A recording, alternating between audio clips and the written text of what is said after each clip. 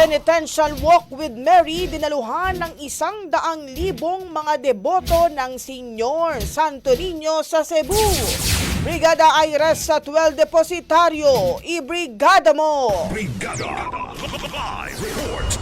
Hindi mahulugang karayom ang kabaan ng Guzmania Boulevard sa lungsod ng Cebu kaninang madaling araw kasabay ng isinagawang Penitential Walk with Mary na bahagi ng ika-460 years na selebrasyon ng Fiesta Senior sa lungsod ng Cebu. Base sa initial assessment ng Cebu City Police Office, umabot sa mahigit sa 100,000 na mga deboto ng Senyor Santo Niño ang sumali sa 2.1 kilometro na prosesyon mula Fuente Osmeña Circle patungong Basilica Minori del Santo Niño. Ipinakita nito ang kanilang debosyon kay Mama Mary. Bit-bit ang ributo ng Virgin Mary, Senyor Santo Niño at may dala rin silang sinindihang kandila. Matapos nito, isang Holy Mass naman ang idinaos sa loob ng Pilgrim Center ng Basilica kung saan maliban sa nagsisiksika mga tao sa loob ng Basilica, libo-libo ring katao ang nasa labas at puno rin ang mga kalsada sa palibot ng simbahan sa mga taong dumalo ng misa. Ang Penitential Walk with Mary ay isa lamang sa maraming mga aktibidad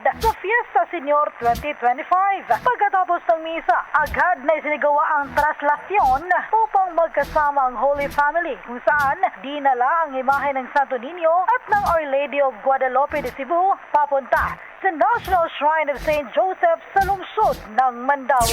In the heart of changing lives, ito si Brigada Aires at Well Depositaryo ng 90.7 Brigada News FM Cebu, The Music and News Authority.